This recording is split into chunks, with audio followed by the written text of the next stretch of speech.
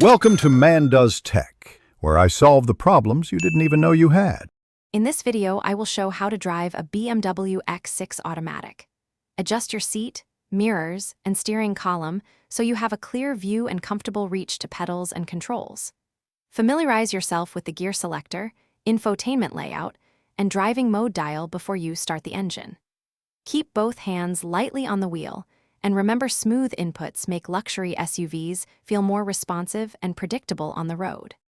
Warm up with a brief check. Parking brake disengaged, cameras and sensors clear, and the transmission in park or neutral.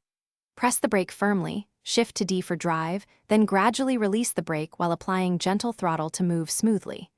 Use the steering input progressively, avoid abrupt maneuvers, and let the transmission downshift naturally rather than forcing gear changes. Practice in a quiet area until you feel comfortable with the vehicle's size and response. If you're finding this helpful, please subscribe and like to support the channel. It really helps. Quick recommendation: the Owala water bottle stays leak-proof and fits most cup holders, making it perfect for long drives and daily commutes.